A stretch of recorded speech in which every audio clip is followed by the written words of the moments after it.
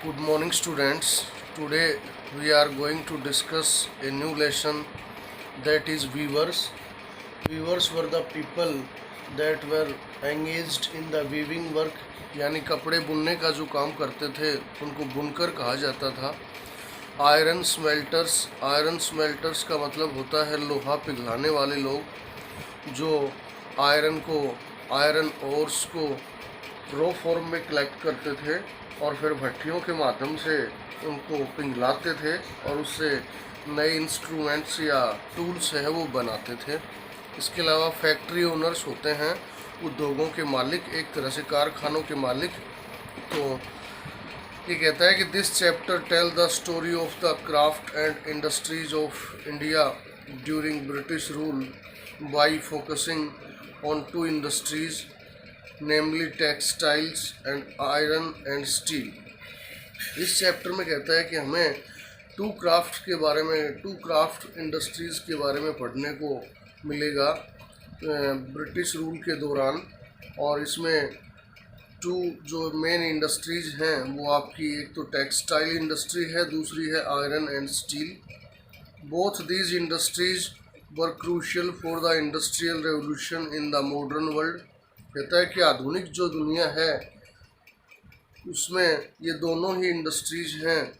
ये कहता है कि इंडस्ट्रियल रेवोल्यूशन के लिए एक तरह से इम्पोर्टेंट थी, क्रूशियल थी। कहता है कि machines production of cotton textiles made Britain the foremost industrial nation in the 19th century. और 19th सेंचुरी में सबसे पहले कहता है कि मशीनों से जो कॉटन टेक्सटाइल का प्रोडक्शन हुआ, इसने ब्रिटेन को एक फोरमोस्ट यानी सबसे पहले जहां इंडस्ट्रियल रेवोल्यूशन स्टार्ट हुई वो कंट्री बना दिया। And when its iron and steel industry started growing from the 1850s, Britain came to be known as the workshop of the world. और जब कहता है कि 1850s में इसकी आयरन और स्टील इंडस्ट्री स्टार्ट हुई ब्रिटेन की, तब कहता है कि ब्रिटेन को वर्कशॉप ऑफ द वर्ल्ड यानी दुनिया का जो कारखाना है वो कहा जाने लगा। वर्कशॉप ऑफ वर्ल्ड के नाम से ब्रिटेन है वो जाने जाना लगा। The industrialization of Britain had a close connection with the conquest and colonization of India. कहता है कि जो इंडस्ट्रियलाइजेशन है ब्रिटेन का, उसका एक गहरा जुड़ाव है, क्लोज कनेक्शन है इंडिया को जीतने और एक तरह से यहाँ कोलोनाइजेशन यानी औपनिवेशीकरण की शुरुआत के लिए। You have seen chapter 2 how the English East India Company interest in trade led to occupation of territory. कि किस तरह से ब्रिटिश ईस्ट इंडिया कंपनी है वो ट्रेड रिलेटेड इंडस्ट्रीज़ में इंटरेस्टेड थी और इसके साथ साथ यहाँ पे जो टेरिटरीज हैं उनको भी ऑक्यूपाई यानी अपने अंडर में करना चाहती थी। And how the pattern of trade changed over the decades. और किस तरह से कहता है कि कई सारे दशकों में जो ट्रेड का जो पैटर्न है वो चेंज हो गया।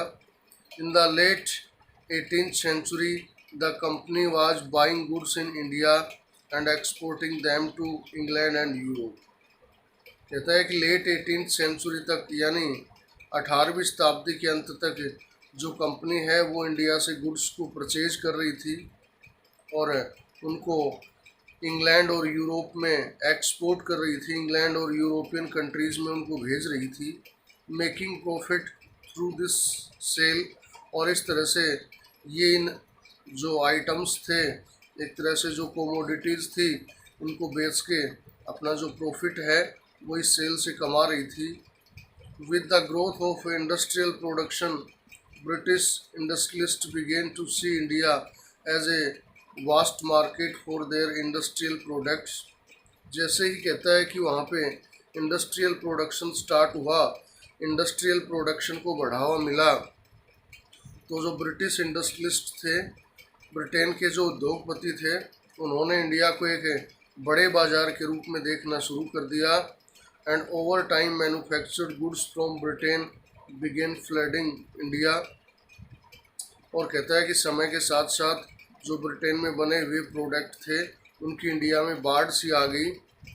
How did this affect Indian craft and industries, किस तरह से जो ब्रिटेन से आने वाला जो सामान था, जो गुड्स थे, एसेंशियल कोमोडिटीज़ थी, उन्होंने इंडियन क्राफ्ट और इंडस्ट्रीज़ को अफेक्ट किया था, प्रभावित किया था। This is the question we will explore in this chapter. ये वो क्वेश्चन है जिसको कहता है कि हम इस चैप्टर में एक्सप्लेन करेंगे डिटेल से। अब इसमें आता है कि आपका Indian textiles and the world market. Indian textiles यानी भारत में बना हुआ कपड़ा, और इसके साथ साथ वर्ल्ड मार्केट, दुनिया का जो बाजार है। Let us first look at textile production. आओ सबसे पहले हम कहता है वस्त्र उद्योग यानी टेक्सटाइल इंडस्ट्री को हम देखते हैं। टेक्सटाइल प्रोडक्शन को यानी कपड़ा का जो उत्पादन है कपड़े का, उसको देखते हैं।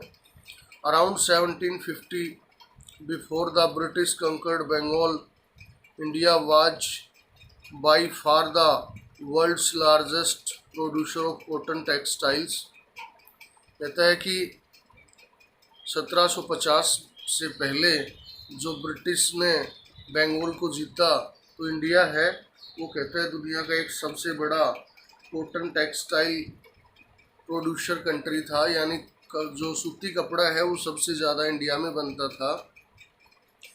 Indian textiles had long been renewed both for their fine quality and exquisite craftsmanship। कहता है कि एक तरह से इंडियन टेक्सटाइल यानी भारत का जो कपड़ा है वो अपनी फाइन क्वालिटी और एक तरह से एक परफेक्ट क्राफ्टमैनशिप के लिए जाना जाता था।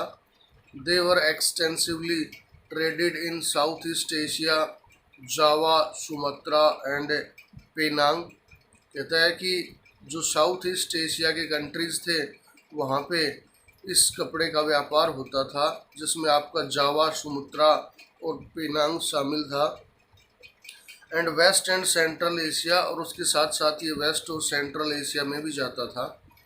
From the 16th century European trading companies began buying Indian textile for sale in Europe. कहता है कि 16वीं शताब्दी से, 16th सेंचुरी से यूरोपियन ट्रेडिंग कंपनीज हैं, उन्होंने कहता है कि इंडियन टेक्सटाइल को खरीदना शुरू कर दिया for sale in Europe, Europe में बेचने के लिए। Memories of this flourishing trade and the craftsmanship of Indian weavers is preserved in many words still current in English and other languages. कहता है कि ये जो फलता फूलता व्यापार था, इसकी यादें अब भी कई सारे इंग्लिश और दूसरी लैंग्वेजेस के वर्ड्स में एक तरह से जीवित हैं। It is interesting to trace the origin of such words and we see what they tell us. इस तरह से कहता है कि ये अपने आप में इंटरेस्टिंग होगा कि इस तरह के वर्ड्स के ओरिजिन यानी उनकी स्टार्टिंग को हम ट्रेस करें और ये हमें क्या बताते हैं इसके बारे में हम जानें। सबसे पहले आता है आपका वर्ड्स टेल अस हिस्ट्रीज, की जो वर्ड्स हैं, जो शब्द हैं, वो हमें हिस्ट्रीज बताते हैं, इतिहास के बारे में बताते हैं। कि European traders first encountered fine cotton cloth from India carried by Arab merchants in Mosul in present day Iraq. कि सबसे पहले यूरोपियन ट्रेडर्स हैं, उन्होंने जो कॉटन क्लॉथ इंडिया से अरब जो व्यापारी हैं जो मोशोल प्रेजेंट इराक में ले जाते थे, उस पर प्रतिबंध उन्होंने लगाया। एनकाउंटर्ड का मतलब है एक तरह से उसको उन्होंने ख़त्म कर दिया। So they began referring to all finely woven textile as muslin, a word that acquired wide currency. कहता है कि इस तरह से उन्होंने सभी जो अच्छी क्वालिटी के कपड़े हैं, बुने हुए जो कपड़े हैं, वो खरीदने शुरू किए। जैसे कि मुस्लिम है जो कि बड़े स्तर पे कहता है कि करेंसी कलेक्ट करता था। When the Portuguese first came to India in search of spices they landed in Calicut on the Kerala coast in south west India. सबसे पहले जब पोर्टुगीज़ कहता है कि इंडिया में आए थे, पुर्तगाली इंडिया में आए थे अच्छे मसालों की तलाश में, तो वो कालीकट में रुके थे जो केरला कोस्ट में है, साउथ वेस्ट इंडिया में। कहता है कि the cotton textiles which they took back to Europe, और कॉटन टेक्सटाइल यानी सूती कपड़ा जो वो अपने साथ यूरोप में ले गए, अलोंग विद द स्पाइसेज, मसालों के साथ साथ, came to be called calico, इसको कहता है कैलिको कहा जाता था। और ये डेरिवेट फ्रॉम कैलिकट, जो कैलिकट वर्ड से निकला है calico, and subsequently calico became the general name for all cotton textile, और इसके साथ साथ कहता है कि कैलिको है वो सभी कॉटन टेक्सटाइल्स का जो नाम है वो बन गया था। There are many other words which point to the popularity of Indian textiles in western Europe, इसके साथ साथ कई सारे और दूसरे भी ऐसे वर्ड्स हैं जो इंडियन टेक्सटाइल्स की पॉपुलरिटी यानी लोकप्रियता को बताते हैं वेस्टर्न मार्केट्स में, वेस्टर्न कंट्रीज़ के मार्केट में। इसमें in figure 3 you can see a page of an order book that the English East India Company sent to its representatives in Calcutta in 1730। ये आपका फिगर 3 में दिया गया है आपकी बुक में, पेज नंबर 67 पे। ये कहता है कि उन कॉटन टेक्सटाइल्स का एक ऑर्डर है जो ब्रिटिश ईस्ट इंडिया कंपनी ने अपने जो रिप्रेजेंटेटिव्स थे कलकत्ता में उनको भेजा था 1730 में। The order that years was for 5,89,000 PCs of cloth. ये ऑर्डर है वो 5,89,000 पीसीज ऑफ क्लॉथ्स का था। Browsing through the order book you would have seen A list of 98 varieties of cotton and silk cloth, और कहता है कि इस बुक से आप 98 वेराइटीज़ हैं कॉटन और सिल्क क्लॉथ की वो देख सकते हैं। These were known by their common name in the European trade and piece goods, usually woven cloth pieces that were 20 yards long and 1 yard wide। कहता है कि ये जो कपड़ा है वो अपने लोकल जो नाम है, कॉमन नाम है, इनसे यूरोपियन मार्केट्स में जाना जाता था। और जो पीस गुड्स थे उनमें अक्सर क्लॉथ के जो पीसीज होते थे वो 20 कदम लंबे और 1 कदम चौड़े होते थे। Now look at the names of the different varieties of cloth in the book. अब कहता है कि इस बुक में जो डिफरेंट वेराइटीज़ ऑफ क्लॉथ्स हैं यानी कपड़े की जो कई सारी किस्में हैं उनके बारे में हम देखते हैं। Amongst the pieces ordered in bulk were printed cotton cloths called chintz, cossaes और खासा और बंधाना। अक्सर कहता है जो प्रिंटेड कॉटन क्लॉथ होते थे उनको छिंट या फिर इसके अलावा कोसेजिज या खासा या बंधाना के नाम से जाना जाता था। Do you know where the English term chintz came from? क्या आप जानते हैं कि जो इंग्लिश टर्म्स है छिंट्स वो कहाँ से आता है? It is derived from the Hindi word chintz. ये कहता है कि हिंदी का वर्ड जो छिंट है उससे निकला है। A cloth with small and colourful floral designs, एक ऐसा कपड़ा जिस पे छोटे छोटे रंग रंगीले फूलों का डिज़ाइन होता था। इसके बाद में फिर कहता है कि from the 1680s there started a craze for printed Indian cotton textiles in England and Europe, mainly for their exquisite floral designs. कहता है कि 1680 से जो यूरोपियन मार्केट हैं उनमें इंडियन क्लॉथ्स की काफ़ी ज़्यादा डिमांड हो गई।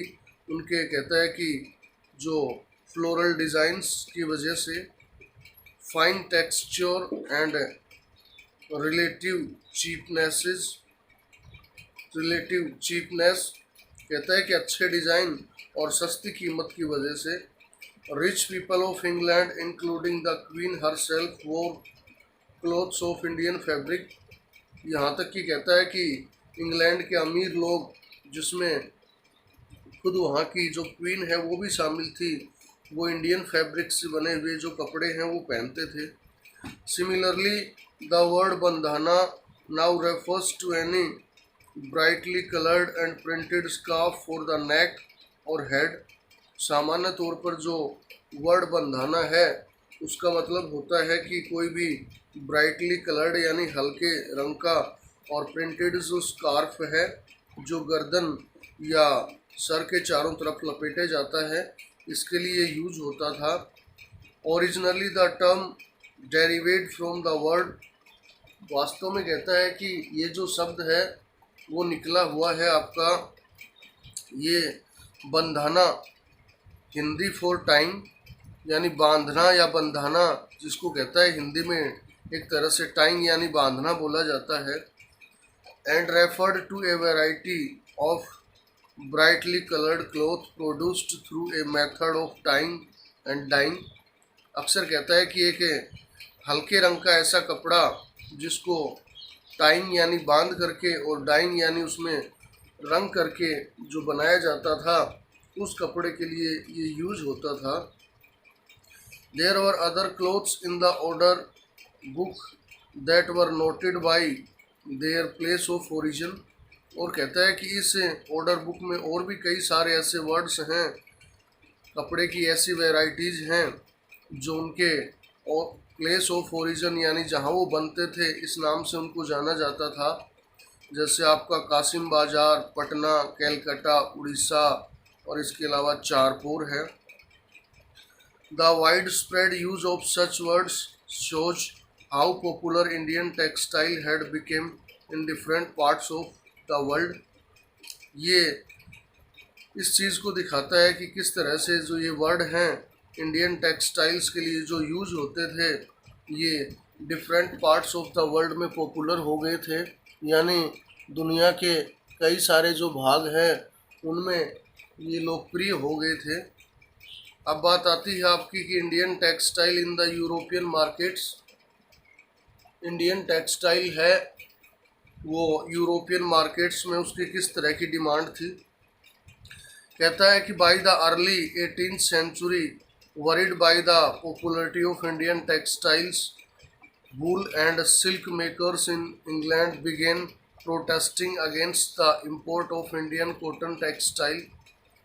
कहता है कि जैसे ही 18th सेंचुरी की स्टार्टिंग हुई तो इससे चिंतित होकर के जो इंडियन टेक्सटाइल की जो पॉपुलरिटी यानी लोकप्रियता है इससे चिंतित होकर के वूल और सिल्क मेकर्स जो थे इंग्लैंड के, उन्होंने कहता है कि इंडियन कॉटन टेक्सटाइल के इंपोर्ट का विरोध करना स्टार्ट कर दिया। In 1720 the British government enacted a legislation banning the use of printed cotton textile chintz in England. और 1720 में ब्रिटिश गवर्नमेंट ने कहता है कि एक कानून बना के जो प्रिंटेड कॉटन टेक्सटाइल है चिंट्स उसको इंग्लैंड में बैन कर दिया। Interestingly this act was known as calico act. और कहता है कि मज़े की बात यह है कि इसको कैलिको एक्ट के नाम से जाना गया था। At this time textile industries had just begun to develop in England. इस समय पे कहता है कि जो टेक्सटाइल इंडस्ट्रीज हैं वो इंग्लैंड में स्टार्ट हुई थी और unable to compete with Indian textile. वो कहता है कि इंडियन टेक्सटाइल यानी मेड इन इंडिया जो क्लोथ जो था उससे कॉम्पीट करने में, उससे प्रतियोगिता करने में वो कहता है सक्षम नहीं थी। English producers wanted A secure market with in the country by preventing the entry of Indian textile. जो इंग्लिश प्रोड्यूसर्स थे यानी इंग्लैंड में जो कपड़े बनाने वाले लोग थे वो कहता है कि अपने कंट्री में ही एक सिक्योर मार्केट चाहते थे। जो इंडियन टेक्सटाइल्स हैं उनकी अपने कंट्री में जो एंट्री है, जो प्रवेश है, उसको रोक के the first to grow under government protection was calico printing industry. इसमें सबसे पहला जो है वो कहता है कि गवर्नमेंट प्रोटेक्शन में सबसे पहले जो लिया गया था वो कैलिको प्रिंटिंग इंडस्ट्री थी। Indian designs were now imitated. अब कहता है कि इंडियन डिज़ाइंस है उनकी नकल की जाने लगी एंड प्रिंटेड इन इंग्लैंड, और उनको इंग्लैंड में प्रिंट किया जाने लगा ऑन वाइट मुस्लिन और plain unbleached Indian cloth, white muslin या प्लेन अनब्लीच्ड इंडियन क्लॉथ पे। Competition with Indian textile also led to a search for technological invention in England. और कहता है कि इंडियन टेक्सटाइल से जो कंपटीशन था उससे इंग्लैंड में अब टेक्नोलॉजिकल इनोवेशन यानी तकनीकी कुछ नया करने की जो शुरुआत है वो भी वहाँ पे तलाश है, वो शुरू हुई। इन 1764 the spinning jenny was invented by John काई। 1764 में स्पिनिंग जेनी है वो जॉन काई ने इन्वेंट की। Which increase the productivity of the traditional spindles. और उससे कहता है ट्रेडिशनल स्पिंडल्स जिनसे कपड़े बनाए जाते थे उनको स्टार्ट। स्पिनिंग जेनी है ये आपकी a machine by which a single worker could operate several spindles on to which thread was spun. एक तरह से सूत जिन स्पिंडल्स पे बनाया जाता था, एक वर्कर है वो कई सारे स्पिंडल्स पे स्पिनिंग जेनी की सहायता से काम कर सकता था। When the wheel was turn all the spindles rotated. जब कहता है पहिया घूमता था स्पिनिंग जेनी का तो सारे स्पिंडल हैं वो रोटेट करते थे। अब इसमें फिर आगे बताता है कि the invention of the steam engine by Richard Arkwright. जब रिचर्ड आर्कराइट ने स्टीम इंजन भाप से चलने वाला इंजन बनाया इन 1786 में रेवोल्यूशन कॉटन टेक्सटाइल वीविंग। तो इससे कहता है कि कपड़ा सूती कपड़ा बुनने में काफ़ी ज़्यादा क्रांति आई, यानी स्पीड है वो काफ़ी ज़्यादा बढ़ गई। Cloth could now be woven in immense qualities and cheaply too. अब कपड़ा है वो कहता है ज़्यादा क्वांटिटीज़ में और इसके अलावा अच्छी क्वालिटी और चीपली टू यानी सस्ता भी बनने लगा। However Indian textile continued to dominate world trade till the end of the 18th century. यद्यपि कहता है कि भारत में बना हुआ कपड़ा है अब भी वर्ल्ड मार्केट में वो काफ़ी डोमिनेट था, यानी उसकी प्रमुखता थी, काफ़ी ज़्यादा पॉपुलर था 18th सेंचुरी के एंड तक। European trading companies the Dutch, the French and the English made enormous profit out of this flourishing trade. इस फलते फूलते व्यापार से जो कहता है यूरोपियन ट्रेडिंग कंपनीज हैं जिसमें आपके डच, द फ्रेंच और इसके अलावा पोर्टुगीज़ थे, उन्होंने काफ़ी ज़्यादा प्रॉफिट है वो कमाया। These companies purchased cotton and silk textiles in India by importing silver. ये जो ट्रेडिंग कंपनीज हैं वो भारत से कहता है कि कपड़ा खरीदते थे, कॉटन और सिल्क का कपड़ा, सिल्वर को इंपोर्ट करके। But as you know when the English East India Company gained political power in Bengal, it no longer had to import precious metal to buy Indian goods।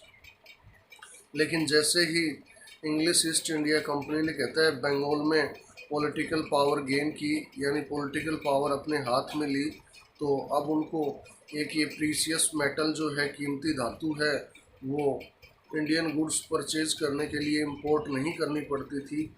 Instead इसके अलावा कहता है कि they collected revenues from peasants and zamindars in India.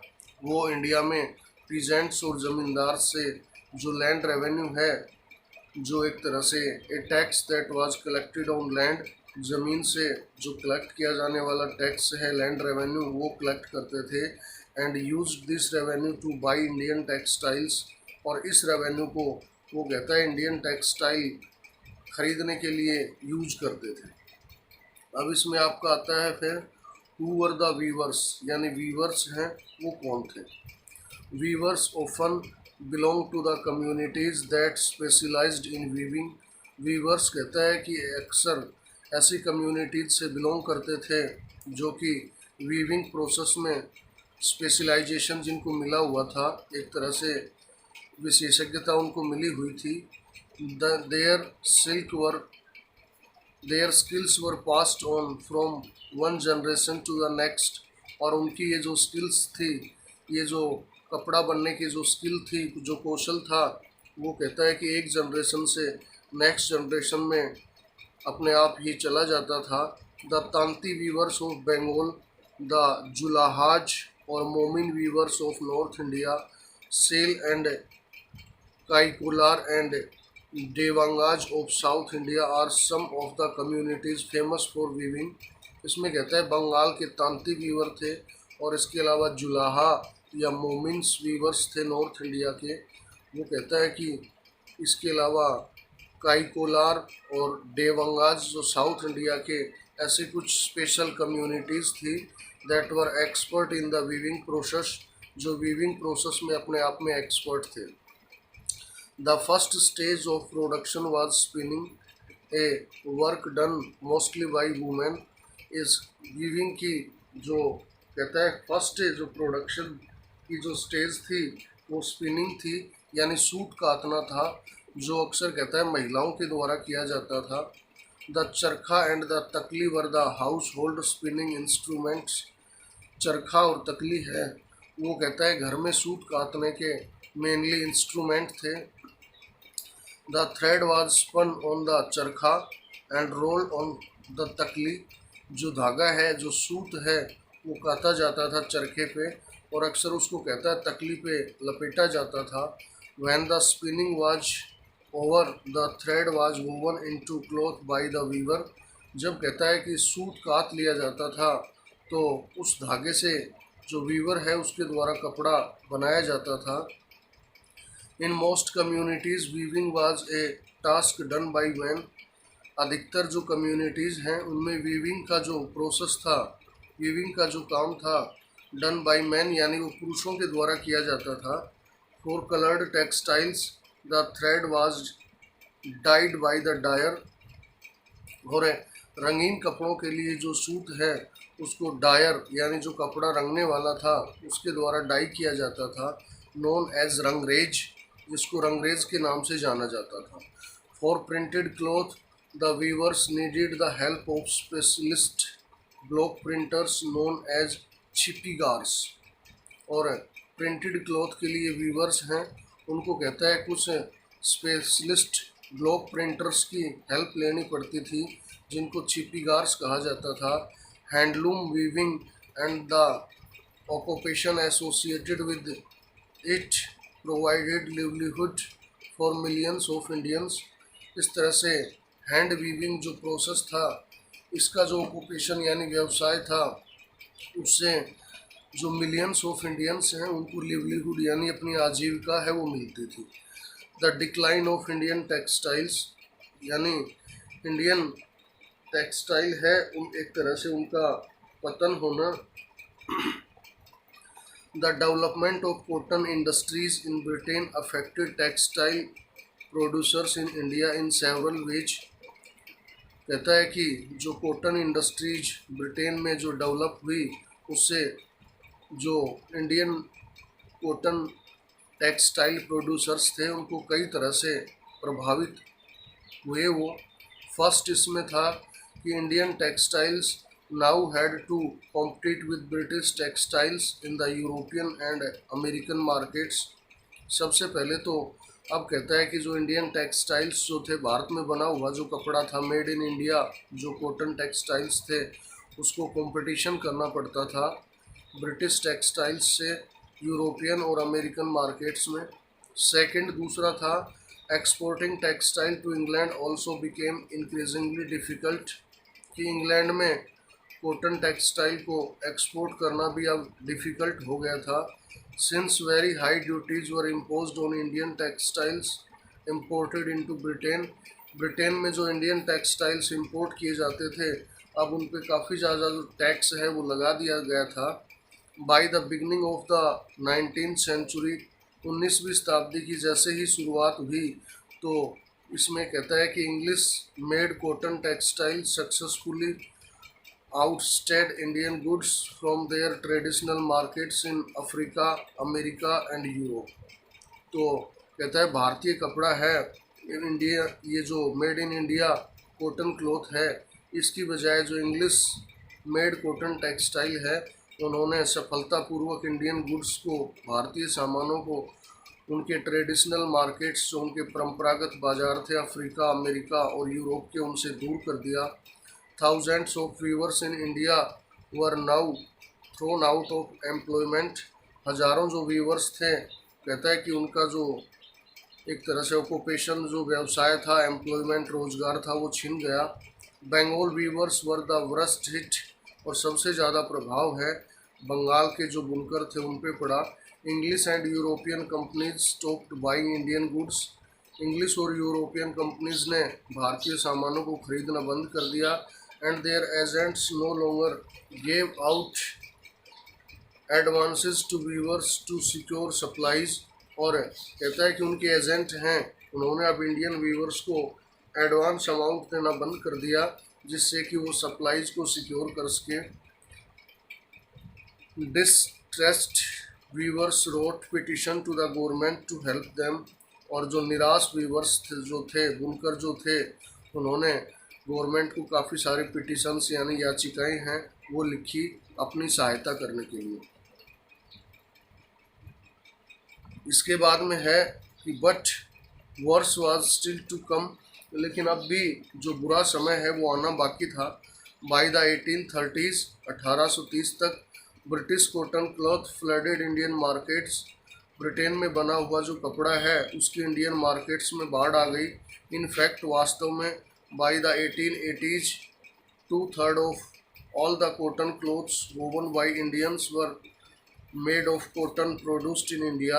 Bharat में बिकने वाला जो कपड़ा है वो 1880s तक 2/3 पार्ट उसका यानी 2/3 पार्ट है वो मेड इन इंग्लैंड था, प्रोड्यूस्ड इन ब्रिटेन था। This affected not only specialist weavers but also spinners. इसने कहता है कि ना केवल स्पेशलिस्ट जो वीवर्स थे उनको प्रभावित किया, बल्कि इसके साथ साथ जो स्पिनर्स थे उनको भी अफेक्टेड किया। Thousands of rural women made a living by spinning cotton thread were rendered jobless. हजारों जो कहता है महिलाएं जो थी, जो स्पिनिंग कॉटन थ्रेड में एंगेज थी इस एक्टिविटी में, वर रेंडर्ड जॉबलेस। अब वो कहता है कि जॉबलेस हो गई थी, उनको काम है वो नहीं मिल पा रहा था। It is sufficient for today. Thank you, have a nice day.